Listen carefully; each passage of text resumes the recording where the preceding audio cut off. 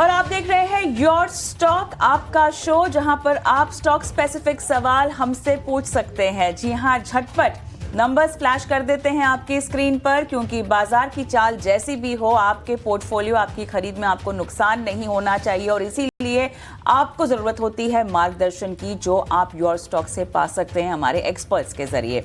Numbers पर SMS कर दीजिए, व्हाट्सएप कर दीजिए, सोशल मीडिया पर अगर फॉलो कर रहे हैं तो यूट्यूब पर भी अपने सवाल कमेंट बॉक्स में डाल सकते हैं, क्योंकि हमारे एक्सपर्ट आपको आपकी बाइंग प्राइस और अवधि के हिसाब से सलाह देते हैं। तो स्टॉक का नाम डालिएगा, किस भाव पर खरीदा है, कब तक उसमें रुकना चाहते हैं, क्योंकि उसी के मुताबिक एक टेक्निकल व्यू या एक फंडामेंटल व्यू आपको दिया जाएगा हमारे एक्सपर्ट्स के जरिए।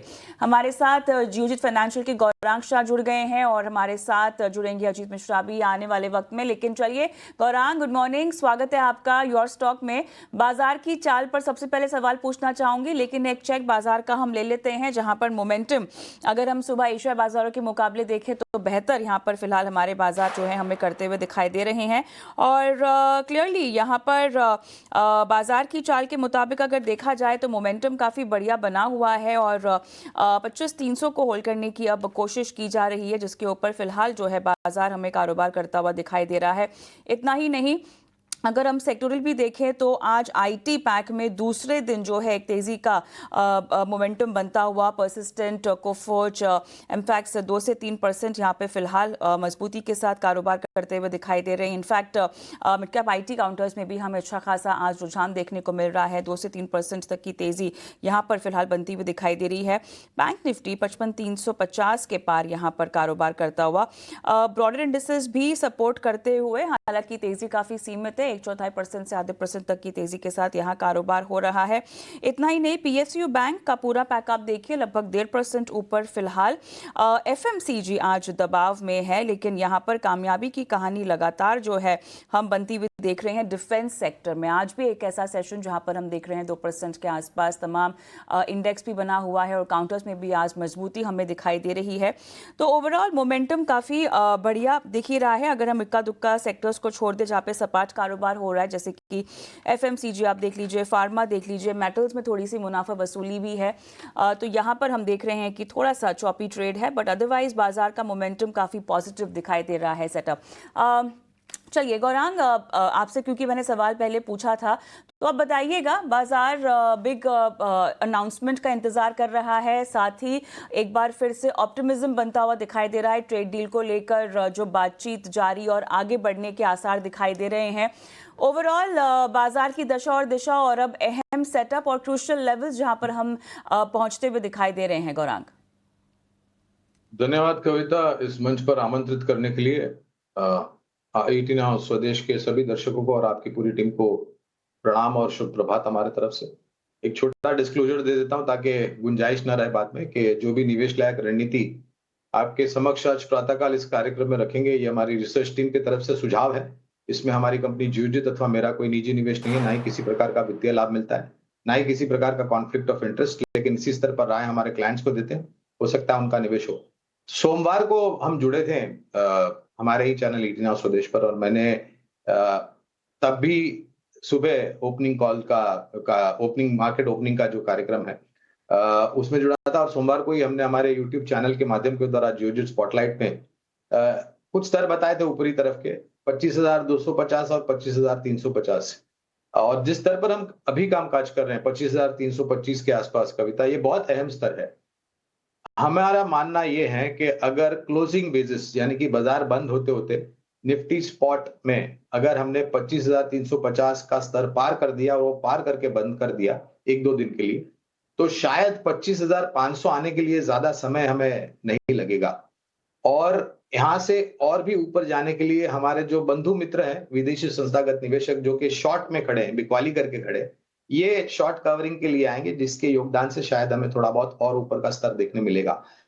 साझा करार करने के लिए बातचीत हो रही है, ट्रेड टैरिफ जो भी अनिश्चितता का वातावरण था। सोमवार की शाम को अमेरिका के प्रतिनिधि आए हुए हैं, कल पहली बैठक हुई है, बैठक के पश्चात देर शाम को टिप्पणी आई कि सही दिशा और दशा बातों को लेकर के आगे बढ़ रहे हैं। भारत की तरफ से बहुत ही स्पष्ट रूप से बातें कुछ रखी गई है जिसमें कोई तरह का समझौता नहीं होगा। इसके पश्चात भी आगे बढ़ रही है बातें। आज जिस प्रकार से राष्ट्रपति ट्रंप के तरफ से जन्मदिन की शुभकामनाएं माननीय प्रधानमंत्री मोदी जी को दी गई और मोदी जी का उत्तर जिस प्रकार से ट्रंप साहब को गया है और हमारे तरफ से और हमारे सबके तरफ से प्रधानमंत्री मोदी जी को जन्मदिन की खूब खूब ढेर सारी शुभकामनाएं और परमात्मा से प्रार्थना है कि उनका स्वास्थ्य बना रहे।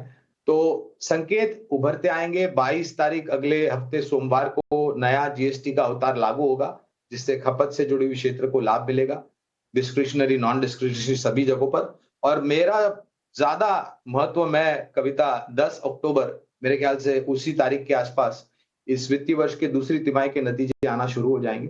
अगर नतीजे सकारात्मक आ गए तो मेरे ख्याल से ये और सहारा देगा बाजार को ऊपर की तरफ जाने के लिए। तो ये है राय आपको मिलती हुई इस वक्त तमाम इंडेक्स स्तरों पर, और किन किन घटनाओं पर आपको इवेंट्स पर नजर रखनी है ये भी गौरांग सर ने आपको बताया। इस बीच हमारे साथ रैली गेयर ब्रोकिंग के अजीत मिश्रा साहब भी जुड़ चुके हैं। अजीत जी, गुड मॉर्निंग, शुक्रिया अपना कीमती समय देने के लिए। पहले कॉलर भी हमारे साथ बन चुके हैं, अफजल हमारे साथ इस वक्त हैं। अफजल, गुड मॉर्निंग, कहाँ से बात कर रहे हैं? गुजरात से बात कर रहा हूँ सर। Good morning. जी जी, गुड मॉर्निंग, पूछिए अपना सवाल। सर, मैं 31 पर ओला इलेक्ट्रिक का जो है 1000 शेयर बाई किया हूँ। ठीक है जी, तभी तो मैं लॉस में चल रहा हूँ। तो आगे का इस नजरिए से देखा जाए, जो आगे बढ़े 2-3 महीने में कुछ। ठीक है, 2 से 3 महीने का नजरिया ओला इलेक्ट्रिक पे। अजीत जी, मैं आपके पास आऊंगा। ओला इलेक्ट्रिक का 58 रुपए के आसपास फिलहाल चल रहा है और इन्होंने खरीदारी जो की है वो 61 रुपए के भाव पे की हुई है। ओला इलेक्ट्रिक इस बाजार में भी मतलब पिछले दिनों अच्छी तेजी नजर आई थी और उस हिसाब से लग रहा था कि एक मजबूती आ सकती है, लेकिन अब जब बाजार में सब कुछ ठीक है उसके बावजूद यहाँ पर बहुत बड़ा मोमेंटम नजर नहीं आ रहा है। कैसे देखा जाए इसे? 2 से 3 महीने का नजरिया चाहते हैं। शुक्रिया प्रशांत। देखिए, यहाँ पे काफी लंबे अंडर परफॉर्मेंस के बाद, कॉज लिस्टिंग के बाद ये अगस्त मंथ में जो हाईज बने थे करीब 157 के, वहां से लगातार गिरावट का दौर, तो ऑलमोस्ट 1 साल की गिरावट झेलने के बाद इसमें अभी हाल फिलहाल में हमने रिकवरी देखी, जो कि स्टॉक 40 से 70 हुआ। तो फिर लाजमी है कि इतने स्ट्रॉन्ग मोमेंटम के बाद थोड़ा सा कंसोलिडेशन, थोड़ा पुल बैक देखने को मिले। तो वही एक फेज अभी हम देख रहे हैं ओला इलेक्ट्रिक में। अच्छी बात यह है कि इस बार गिरावट पे ये अपने लॉन्ग टर्म एवरेजेस को होल्ड करने की काफी स्ट्रांगली कोशिश कर रहा है। मींस अगर आप देखेंगे तो 56 से लेकर 58 का जोन है। यहाँ पे मल्टीपल सपोर्ट्स हैं। तो मुझे लगता है कि अगर आपका 1 से 3 महीने का नजरिया है, 55 मेरे हिसाब से एक कंजर्वेटिव स्टॉप रहेगा ऑन द क्लोजिंग बेसिस। अगर उसके नीचे क्लोज होता है तो फिर मान के चलिए दोबारा से लैकलस्टर हो जाएगा, रेंज में चला जाएगा। अदरवाइज नेक्स्ट स्विंग में आपको 65 से लेकर 70 तक के लेवल्स पहले, और उसके बाद हो सकता है 82 तक के लेवल्स भी देखने को मिल जाए। तो यहाँ बने रहने की राय होगी 55 के क्लोजिंग स्टॉप लॉस के साथ। संजय कुमार सिन्हा का हम सवाल लेते हैं, शायद ये फोन लाइन पर हमारे साथ हैं। नमस्कार। गुड मॉर्निंग मैडम, संजय बोल रहे हैं जमशेदपुर से। जी सर, पूछिए। मैडम, हमारा क्वेश्चन है ABFRL का। हमारे पास 800 शेयर है, एवरेज प्राइस करीब 90 के आसपास है। ये 2 महीना पहले लिए थे। तो इसको क्या करना है? नजरिया आपका 1 आधा महीने का ही है क्या? हाँ, इसमें मतलब ज्यादा नहीं है, 2-3 महीना तक रुक सकते हैं। चलिए, 2-3 महीने का ही आपका नजरिया है ना, ठीक है, परफेक्ट। अजीत, आप ही के पास आएंगे, बताइएगा क्या रिकमेंडेशन होगी? अभी तो देखिए, ABFRL अगर आप देखेंगे तो ऑलमोस्ट 2 साल से एक बैंड में ट्रेड करता हुआ आपको नजर आएगा। लार्जली 65 टू लेकर 120 का एक ब्रॉडर बैंड है। जब लास्ट गिरावट हुई थी तो उसमें अपने प्रीवियस स्विंग लोज के पास आके करीब 70 के लेवल्स के सपोर्ट बना के वहां से एक रिकवरी का अटेम्प्ट दिखा है। वॉल्यूम्स ठीक ठाक हैं, स्टॉक अपने मेजर एवरेजेस को रिक्लेम कर चुका है, तो कोई ऐसा चैलेंज मुझे नजर नहीं आता। बीच बीच में थोड़े से कंसोलिडेशन के फेजेस होते हैं, वो नॉर्मल है। वॉल्यूम ड्राई है ड्यूरिंग दिस कंसोलिडेशन, ये एक अच्छी बात है। आज थोड़ा सा अपटिक दिखा रहा है, करीब 3% की तेजी है। मेरे हिसाब से 85 के लेवल्स को अगर ये होल्ड करता है तो फिर ग्रेजुअली करीब 96 से लेकर 98 तक के लेवल्स नियर टर्म में, और पोजिशनली जैसे कि 3 महीने तक अगर ये होल्ड कर सकते हैं तो 106 से लेकर 110 तक के लेवल्स भी इसमें देखने को मिल सकते हैं। तो इसमें भी बने रहने की राय होगी एक 84 के क्लोजिंग स्टॉप लॉस के साथ।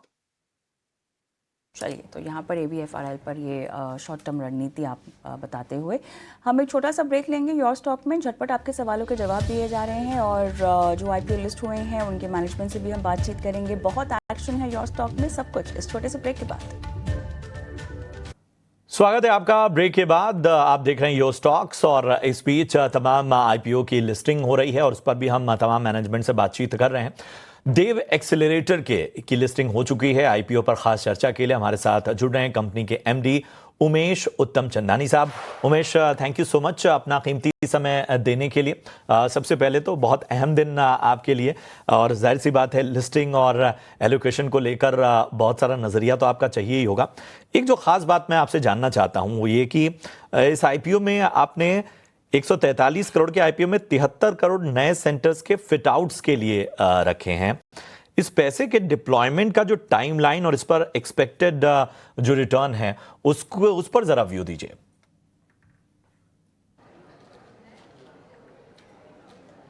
प्रशांत जी, सबसे पहले धन्यवाद शो पे बुलाने के लिए एंड हमारे थॉट्स आपके ऑडियंस के साथ शेयर करवाने के लिए। काफ़ी एक्साइटेड दिन है, जैसे आपने बताया आज लिस्टिंग हुई है।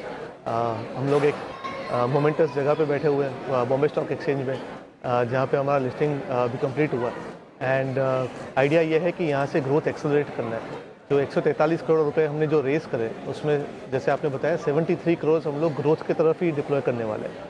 अगले 18 महीने में हमारा प्लान है कि ये 73 करोड़ जो ऑलरेडी हमने आइडेंटिफाई करके रखे हुए असेट्स 9.5 लाख स्क्वायर फीट के जो असेट्स आइडेंटिफाई कर लिए हैं उसके तरफ हम लोग डिप्लॉय करें एंड ये ट्राई करें कि टॉप लाइन इतना मैसिवली ग्रो करे, along with that bottom line जो इंडस्ट्री में एक लैंडमार्क क्रिएट करे टियर 2 सिटीज़ के माध्यम के थ्रू, वो अचीव करना चाहते हैं अगले 18 महीने में। एंड ये जो 9.5 लाख स्क्वायर फीट जो मैं बता रहा हूँ उसमें से हमारे पास ये साल में जो 5 लाख स्क्वायर फीट लाइव जाने वाले हैं उसमें 85% की ऑलरेडी डिमांड हमने साइन कर ली है। कुछ असेट्स अगले 2 महीने में लाइव जा रहे हैं, कुछ असेट्स अगले 4 महीने में लाइव जा रहे हैं। बट काफ़ी एक्साइटिंग टाइम है जहाँ पे सप्लाई ऑलरेडी लाइनअप कर दिया है एंड डिमांड भी साथ साथ में उसके साथ फॉलो करके अग्रीमेंट एंड LOI साइन हो चुके हैं।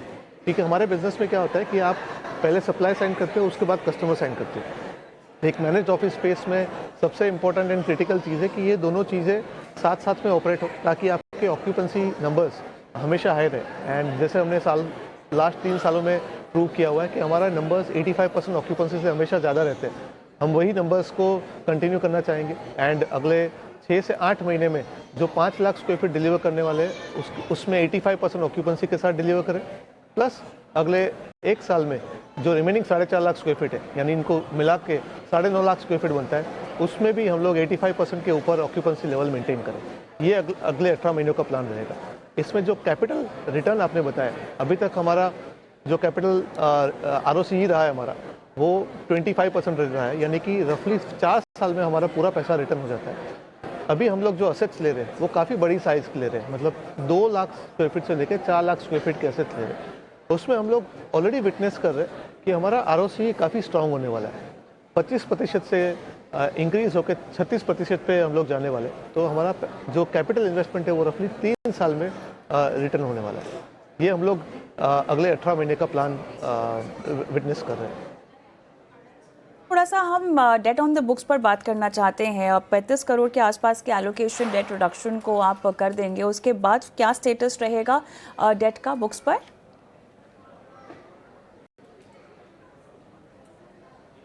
तो इसमें हमारा प्लान ये है कि जो 35 करोड़ हम लोग पे आउट करेंगे उसके साथ साथ हमारे कुछ फिक्स डिपॉजिट और म्यूचुअल फंड जुड़े हुए हैं, यानी जो 35 करोड़ पे आउट होगा उसमें टेक्निकली 53 करोड़ हमारे बुक से डेट रिड्यूस हो जाएगा। So from 127 crore of debt 53 crore का डेट रीपेमेंट हो जाएगा।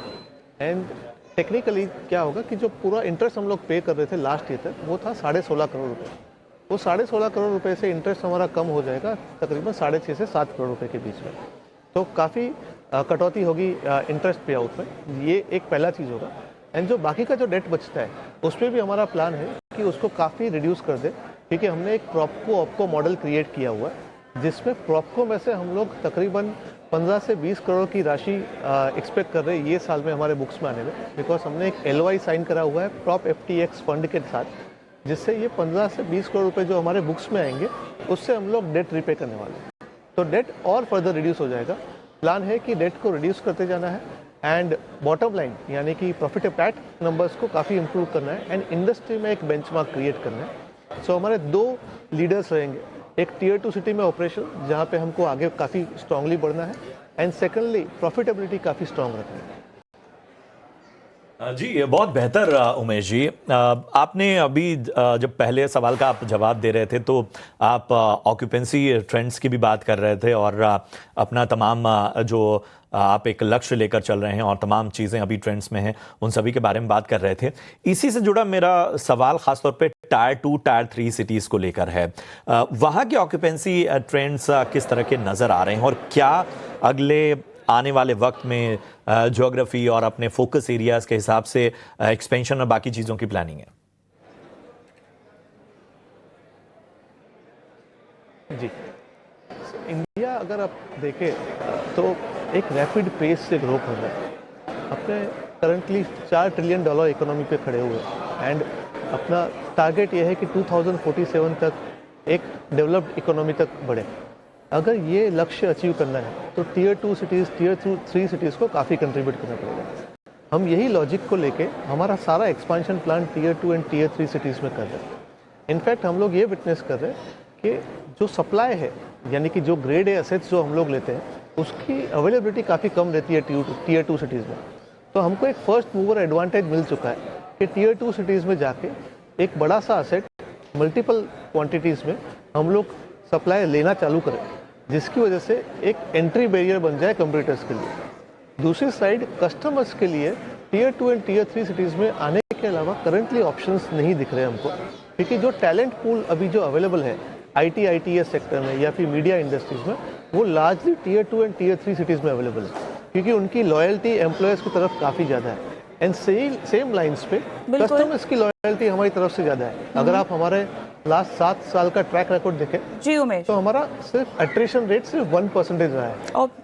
यानी कि सारे तो एक अच्छा इकोसिस्टम, बिल्कुल एक अच्छा इकोसिस्टम और अच्छा माहौल प्रदान करना बहुत ज़रूरी है, वही रिफ्लेक्ट भी होता है। बहुत बहुत धन्यवाद, आपने समय दिया, तमाम सवालों के जवाब दिए उमेश। लेकिन चलिए, श्रृंगार हाउस IPO की भी लिस्टिंग हो चुकी है, चर्चा करते हैं। श्रृंगार हाउस के CMD चेतन एन थेरेश्वर हमारे साथ जुड़ गए हैं, डायरेक्टर और CEO विराज सी थेरेश्वर भी हमारे साथ जुड़ गए हैं। आप दोनों का ही स्वागत है और कॉन्ग्रेचुलेशंस आप दोनों को इस लिस्टिंग के लिए।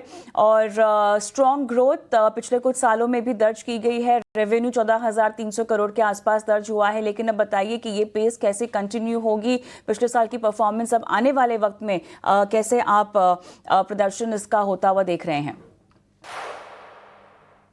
जिस लेवल से कंपनी का ग्रोथ आगे बढ़ रहा है वही रफ्तार से ग्रोथ आगे होगा, बल्कि जो भी हम एडिशनल इन्वेस्टमेंट कंपनी में आने जा रहा है उसको भी उसके साथ जोड़ के ये रफ्तार को हम और आगे बढ़ाएंगे और डेफिनेटली इसके बाद 26 और 27 के आंकड़े इससे बहुत अच्छे आएंगे।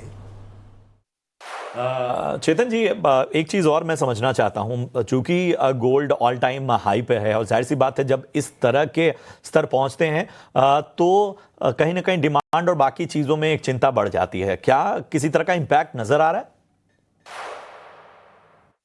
जैसे ही गोल्ड प्राइस सडनली हाइक करता है तो बिजनेस में कुछ % की कमी आ सकती है, बट लोग उसको खरीदना कैंसिल नहीं करते बल्कि थोड़ा सा पोस्टपोन करते हैं। तो जब भी भाव सेटल हो जाता है, लोगों को लगता है कि अब इससे ज़्यादा भाव घटने वाला नहीं है बल्कि यहाँ से बढ़ेगा, तो फिर से वो जो वॉल्यूम होता है वो कवर हो जाता है।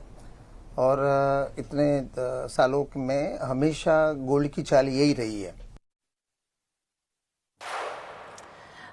यहाँ पर किस तरह से आपने डाइवर्सिफाई क्लाइंट बेस अपना रखा हुआ है, और 24 स्टेट्स और 4 यूनाइटेड यूनियन टेरिटरीज और यहाँ पर 34 कॉर्पोरेट क्लाइंट्स भी है। रोड मैप आपकी क्लाइंट बेस को एक्सपैंड करने को लेकर आपने क्या बनाया है?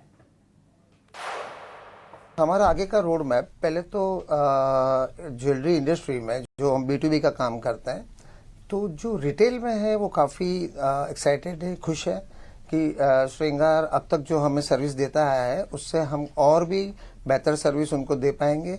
कॉर्पोरेट्स और भी आगे बढ़ रहे हैं, इवन सिंगल स्टोर भी एक्सपांशन के मोड में है।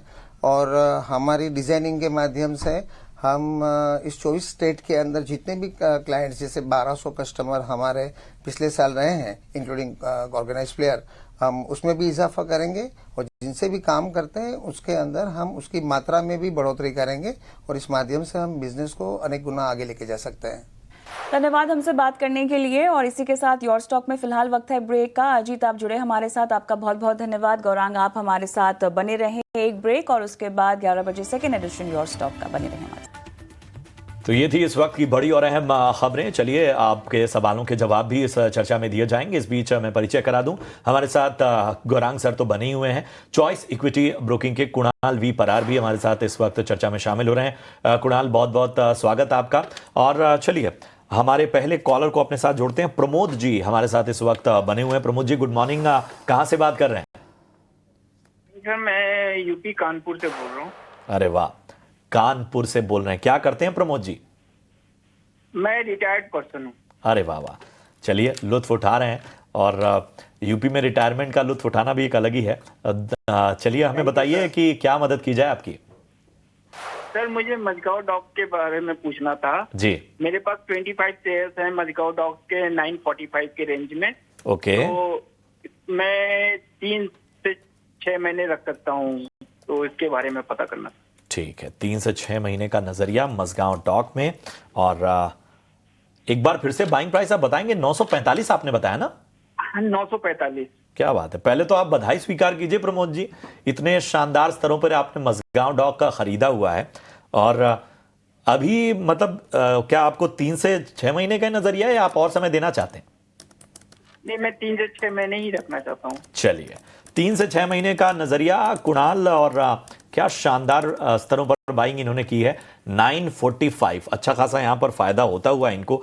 आज भी हम देख रहे हैं मजगांव डॉक में लगभग 1% से ज्यादा की तेजी हमें देखने को मिल रही है। पिछले 5 ट्रेडिंग सेशन में हमने देखा 7% चला है ये स्टॉक का, और पिछले 6 महीने में 28% से ज्यादा का रिटर्न दिया है। तो बताइए क्या करना चाहिए?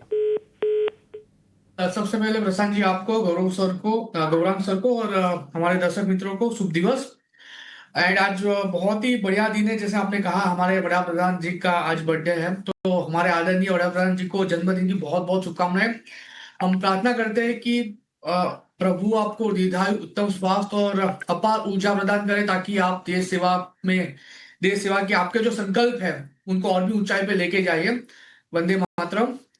एंड मजगांव की बात करते हैं। 2980 के राउंड खरीदारी करके रखी है। बहुत ही बढ़िया लेवल पे उन्होंने खरीदारी करके रखी है। मुझे लग रहा है कि आने वाले दिनों में और भी अच्छी खासी मोमेंटम हमें इस पर्टिकुलर काउंटर में देखने को मिल सकती है। पहला जो लेवल है 3100 का है, और 3100 जैसे ही ब्रेक होता है ये स्टॉक नई ऊंचाई पा सकता है, और उसमें ये स्टॉक 3750 तक के भी लेवल दिखा सकता है। सो जो लेवल पे खरीदारी करके रखी है, सैल्यूट टू हिम, मैं कहूंगा इसको होल्ड करके रखिए। बहुत ही बढ़िया मोमेंटम हमें आने वाले दिनों में ये स्टॉक में देखने को मिल सकता है। होल्ड करने की सलाह फिलहाल, बढ़िया मोमेंटम चार्ट्स के बिना पर भी। यूट्यूब से रजनीश कुमार साहब का सवाल लेंगे। गौरांग, बताइएगा, सोना BLW में इन्होंने खरीदारी कर रखी है, बाइंग प्राइस अपनी 520 बता रहे हैं।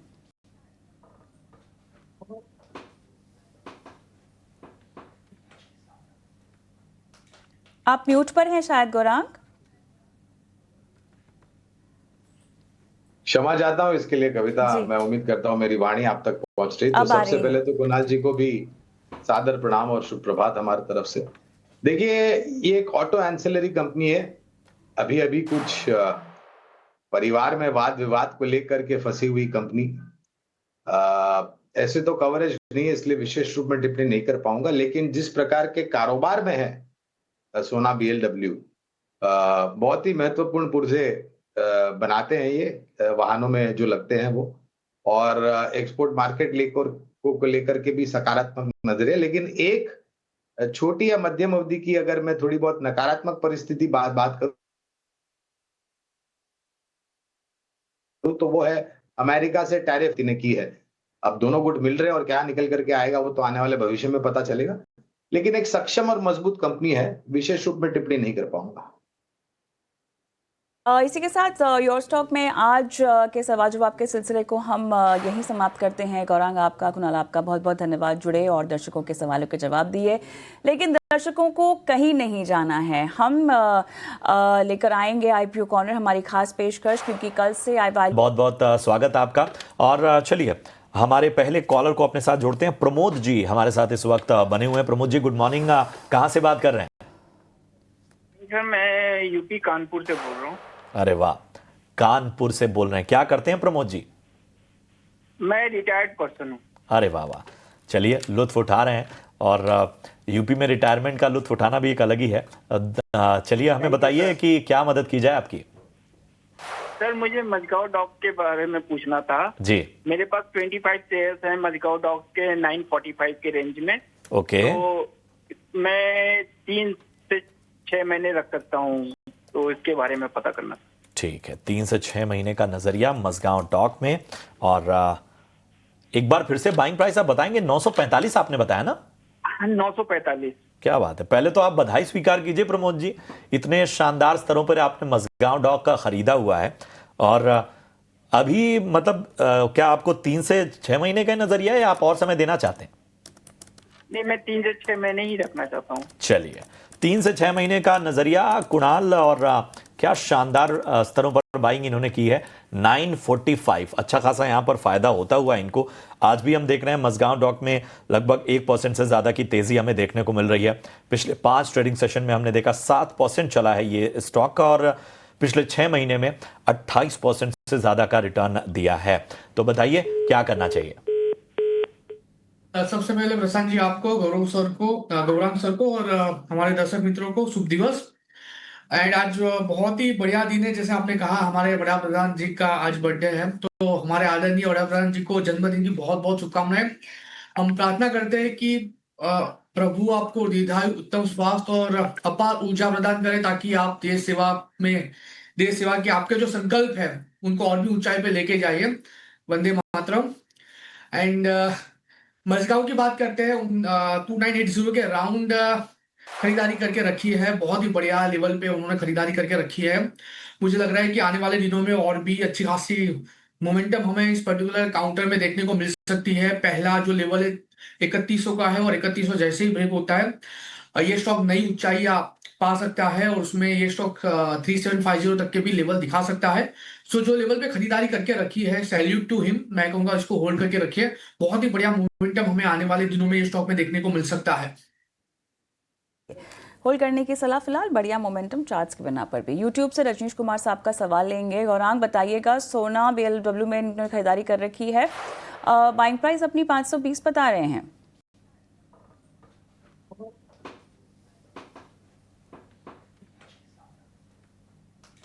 आप म्यूट पर हैं शायद गौरांग। क्षमा चाहता हूं इसके लिए कविता, मैं उम्मीद करता हूं मेरी वाणी आप तक पहुंच रही। तो सबसे पहले तो कुणाल जी को भी सादर प्रणाम और शुभ प्रभात हमारी तरफ से। देखिए ये एक ऑटो एंसिलरी कंपनी है, अभी अभी कुछ परिवार में वाद विवाद को लेकर के फंसी हुई कंपनी। ऐसे तो कवरेज नहीं है, इसलिए विशेष रूप में टिप्पणी नहीं कर पाऊंगा, लेकिन जिस प्रकार के कारोबार में है सोना BLW, बहुत ही महत्वपूर्ण पुर्जे बनाते हैं ये, वाहनों में जो लगते हैं वो, और एक्सपोर्ट मार्केट लेकर के भी सकारात्मक नजर है। लेकिन एक छोटी या मध्यम अवधि की अगर मैं थोड़ी बहुत नकारात्मक परिस्थिति बात करूं तो वो है अमेरिका से टैरिफ ने की है। अब दोनों गुट मिल रहे हैं और क्या निकल करके आएगा वो तो आने वाले भविष्य में पता चलेगा, लेकिन एक सक्षम और मजबूत कंपनी है, विशेष रूप में टिप्पणी नहीं कर पाऊंगा। इसी के साथ योर स्टॉक में आज के सवाल जवाब के सिलसिले को हम यहीं समाप्त करते हैं। गौरांग आपका, कुणाल आपका बहुत बहुत धन्यवाद, जुड़े और दर्शकों के सवालों के जवाब दिए। लेकिन दर्शकों को कहीं नहीं जाना है, हम लेकर आएंगे आईपीओ कॉर्नर, हमारी खास पेशकश, क्योंकि कल से iValue Info Solutions का IPO खुलने जा रहा है। 22 सितंबर तक खुला रहेगा। हमारे खास सेगमेंट IPO सेंट्रल में कंपनी के टॉप मैनेजमेंट से खास बातचीत हुई है। सीनियर एग्जीक्यूटिव एडिटर नमस्कार, आप देख रहे हैं ET Now स्वदेश और ये है IPO सेंट्रल, और मेरे साथ जो कंपनी जुड़ी है वो है iValue Info Solutions। इनका IPO जो है 18 सितंबर को खुल रहा है और 22 को बंद होगा। 284 to 299 का प्राइस बैंड है और कंपनी जो है OFS ला रही है जो कि 560 करोड़ की है और आईपीओ का जो आईपीओ है वो कंपनी को वैल्यू करती है लगभग 1600 करोड़। और मेरे साथ जो जुड़े हैं वो है सुनील पिल्ले जो कि प्रोमोटर एंड CMD हैं और वेंकट स्वरूप जो कि CFO हैं कंपनी के। सुनील नमस्कार ET Now स्वदेश में आने के लिए।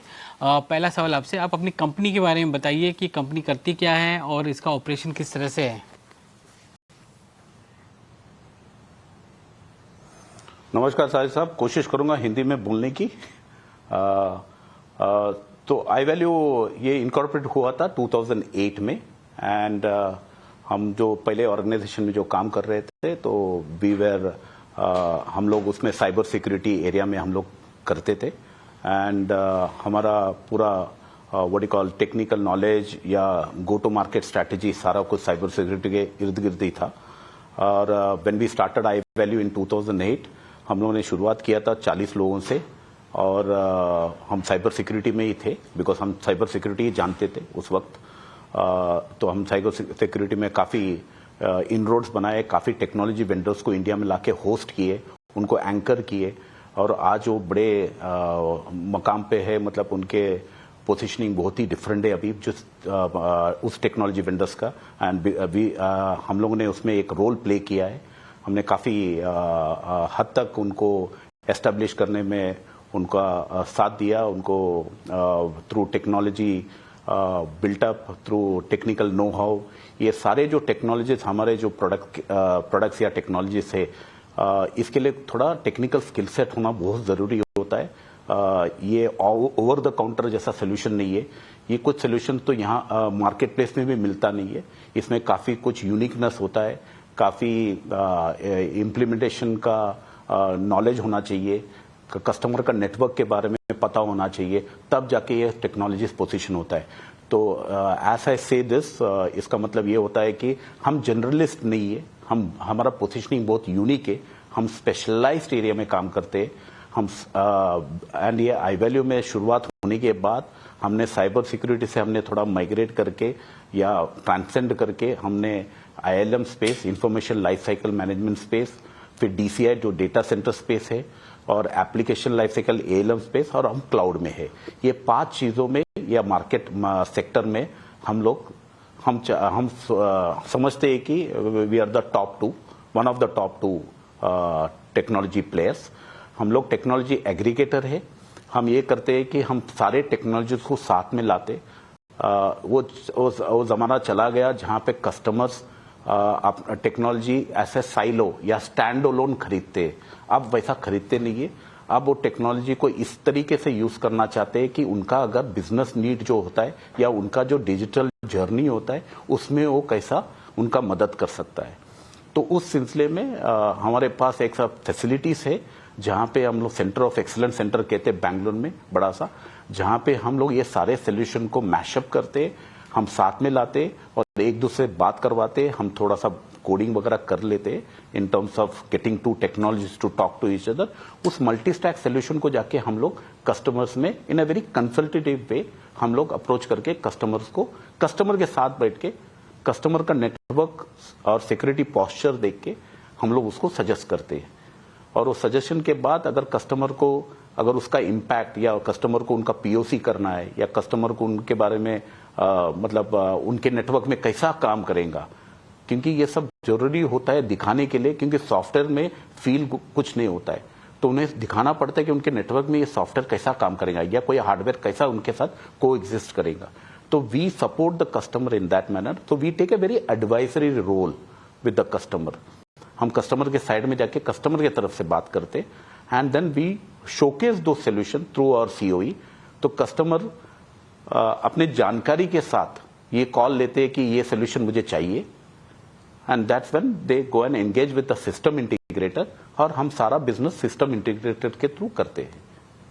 And then we the outreach of these technologies to the customer is done through a system integrator. Sunil ji, इसको थोड़ा सा सिंपलर टर्म्स में अगर हम रखें इसको, तो सिस्टम इंडिकेटर्स कैसे, जैसे कि आपके सिस्को हो गए या डेल हो गए या HP हो गए, यही होंगे सिस्टम इंटीग्रेटर्स? नहीं सर, सिस्टम इंटीग्रेटर्स वो होते हैं जो कस्टमर के वहाँ एप्लीकेशंस जो डेवलप करते हैं या एप्लीकेशन का फंक्शनिंग होता है, फीचर्स होता है, ये जो बना के देते हैं, ये होता है सिस्टम इंटीग्रेटर्स। टेक्नोलॉजी वेंडर्स होते हैं जो आपने अभी नाम लिए, वो सारे टेक्नोलॉजी वेंडर्स होते हैं, ये उनका आईपी होता है, they are the owners of that technology and they will be from US, Europe and all. काफी कुछ हिंदुस्तान में भी अभी काफी कुछ टेक्नोलॉजीज इंडिया में बने लगे under the make in India thing model. So there are a lot of companies coming out of India now. Otherwise, we used to be a service-oriented country. Now we are also building new technologies, which is actually competing with the global technologies. ये बताइए कि आपका revenue recognition model कैसा है, क्योंकि इसमें दो component देखने को मिलता है आपके आरएचवी में। एक तो है हार्डवेयर का जो कि आप ग्रॉस बेसिस पे लेते हैं, और बाकी जो है एक सॉफ्टवेयर है और एक आपका आईटी एनेबल्ड है जो आप नेट बेसिस में लेते हैं। ये बताइए कि आप सारा नेट बेसिस में क्यों नहीं लेते और हार्डवेयर को सिर्फ ग्रॉस पे क्यों लेते हैं? सर ये इसलिए है, देखिए पहला जो हम करते थे 4 साल पहले और 3 साल पहले की बात है, हम लोग ग्रॉस बेसिस पे सारा कुछ रिपोर्टिंग करते थे। Over a period of last 2 साल से ऐसा हुआ कि कुछ what you call global standards आया है अकाउंटिंग में, जहां पे उन्होंने सॉफ्टवेयर को नेट रेवेन्यू लेने के लिए कहा है एज पर ग्लोबल स्टैंडर्ड्स। और पीडब्ल्यूसी जो हमारे स्टैट्यूटरी ऑडिटर्स है, उन्होंने एडवाइस किया है हमें कि this is the right practice which is globally adopted by everybody. इसलिए आपको सॉफ्टवेयर को आपका नेट रेवेन्यू लेना चाहिए, मतलब आपका जो ग्रॉस मार्जिन है उसको रेवेन्यू बताइए और जो पास थ्रू होता है उसको साइड में रखिए। हार्डवेयर में ऐसा नहीं होता है। हार्डवेयर में ऐसा होता है कि हार्डवेयर इससे टच फील कस्टम से आता है, क्लियर करते हैं हम और जाके फिर कस्टमर को देते हैं, तो उसमें क्या होता है आपको टोटल रेवेन्यू ले सकते हैं आप, टॉप लाइन पूरा। तो ये जब दोनों मिलाकर होता है तो हम लोग सॉफ्टवेयर का नेट रेवेन्यू लेते हैं और हार्डवेयर का ग्रॉस रेवेन्यू लेते हैं जब हम रेवेन्यू बात करते हैं। But that's not the right, हम ये नहीं करेंगे राइट है रॉन्ग है, इट्स अ वे, मतलब नजरिए की बात है। मतलब ग्लोबल स्टैंडर्ड से जब कोई देखता है तो उस तरीके से देखेंगे, बट हम दोनों रिपोर्टिंग करेंगे मार्केट को, कि दोनों को तो जिसको नेट रेवेन्यू समझ में आता है they will take that parameters, जिसको ग्रॉस रेवेन्यू समझ में आता है वो, हमें तो ग्रॉस रेवेन्यू समझ में आता है and that is the right way हमारे इंडस्ट्री में कि ग्रॉस लेके करना चाहिए, तो हम वो दोनों रिपोर्ट करेंगे मार्केट। और ये जो मार्जिन है आपका एबिटा मार्जिन 12.3% का, वो क्या सस्टेनेबल है स्वरूप जी? क्या यहाँ से आप ऊपर भी ले जा सकते हैं अपने मार्जिन को? जैसे सुनील जी ने बताया, हमारा धंधा is a wide spread one which is having more than 100+ OEMs with which we work. वैसे ही बहुत सारा कस्टमर्स है which are top tier in nature, which we address and provide them all the solutions they need. And this market जो cyber security है, the information life cycle management है, data center का धंधा है या क्लाउड है, ना तो एप्लीकेशन लाइफ साइकिल मैनेजमेंट है, all these are very large and expanding. Because of this, we believe that there is enough and more scope for us to grow, and this growth will help us develop some operating leverage, and then we do it. और एक बात है इधर, as Sunil ji ने अभी बताया, we as a company and we as an industry follow on a gross basis. On a gross basis, we believe that the EBITDA has been moving north. वो बढ़ रहा है, थोड़ा थोड़ा बढ़ रहा है, and that trend will continue in the near foreseeable future. और तीसरी बात है, जैसा हमारा ग्रोथ आता रहता है, हमारा ऑपरेटिंग लिवरेज बढ़ जाता है, इसकी वजह से at some point of time our bottom line growth will be faster than the top line growth. Sunil ji ये भी बताइए कि within the domestic sector जो कि इंडिया में आपका 88% से ज़्यादा का आपका रेवेन्यू आता है, कौन से सेक्टर्स हैं या कौन से वर्टिकल्स हैं जो सबसे ज़्यादा ग्रो कर रहे हैं? सर हमारा ऑर्गेनाइजेशन का आई वैल्यू में जो गो टू मार्केट स्ट्रैटेजी है वो 4 सेक्टर्स में डिवाइड किया गया है। एक है BFSI vertical, government vertical that is POC and government vertical, फिर IT, ITS और टेल्को वर्टिकल। ये 4 सेगमेंट में हमें वी हैव डेडिकेटेड लोग हैं सेल्स के लिए और टेक्निकल के लिए in each of this segment. क्योंकि इसमें कैसा होता है, BFSI में आपको RBI का गाइडलाइंस, गवर्नेंस, कंप्लायंसेस ये सब जानना जरूरी होता है, तो we have subject matter experts who understand that, तो वो वर्टिकल प्रैक्टिस ये करते हैं। तो अगर देखा जाए तो BFSI vertical is the financial fintech financial what you call economy को इम्पैक्ट कर सकता सकता है एनी अनटूवर्ड इंसिडेंट। तो आप देखेंगे कि BFSI sector is the fastest growing sector as well as the sector which adopts all new technologies, नए टेक्नोलॉजीज, नए जो क्या हो रहा है। देखिए सर साजिद साहब, अभी जो मार्केट में जो ट्रेंड चल रहा है कि we are posed with new threats in the market, cyber security को लेकर इतने थ्रेट से हमें पता भी नहीं होता है कि कब आके हिट करता है।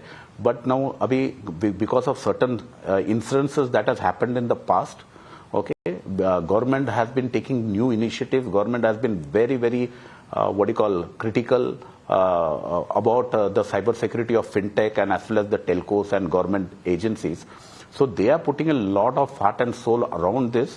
और वो चाहते हैं कि सारे पहले रिएक्टिव मोड में थे, पहले अब चाहते हैं कि रिएक्टिव मोड में ना हो और प्रीएम्प्टिव मेजर्स ले कि कुछ होने के पहले ही आप अपना नेटवर्क को या अपने बिजनेस को सिक्योर करें।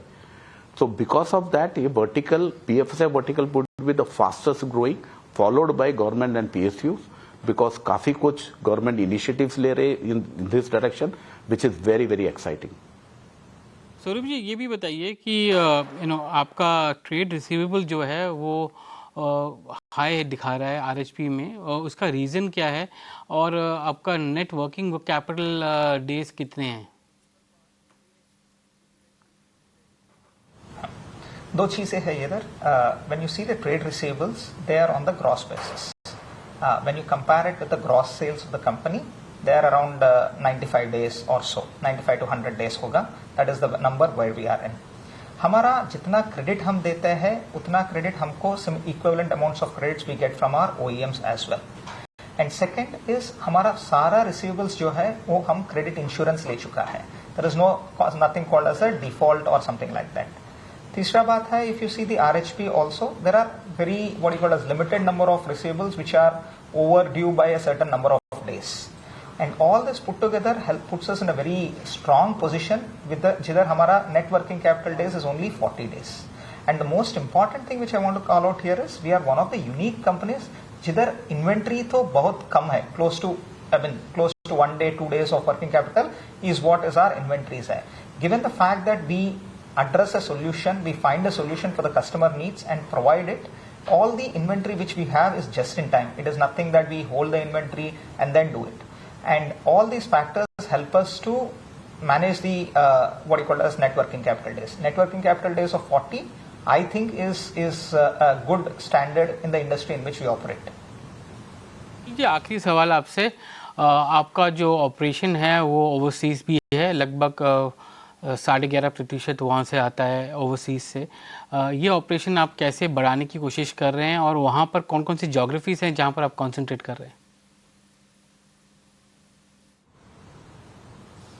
साजिद साहब देखिए, India is the growing market and it will grow exponentially okay in the next 10-15 years. While the adjacent countries which we are present, Southeast Asia में, they will be catching up with the growth that we are currently trending with. So we estimate that when we started our operation 3 years back, Southeast Asia market में हम 1% के करीब थे of the overall revenue of India.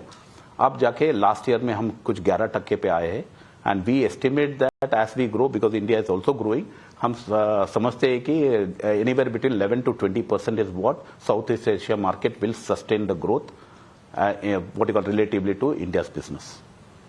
जी स्वरूप जी and Sunil ji, धन्यवाद आज हमसे बात करने के लिए। आप ET Now स्वदेश में आए। आपका IPO जो है 18 को खुल रहा है और 22 को बंद हो रहा है। 284 to 299 का प्राइस बैंड है और 560 करोड़ का IPO है, जो आपकी कंपनी को एक वैल्यू देता है 1600 करोड़ का। धन्यवाद आज ET Now स्वदेश में आने के लिए और IPO सेंट्रल में बात करने के लिए। धन्यवाद जी। Thank you.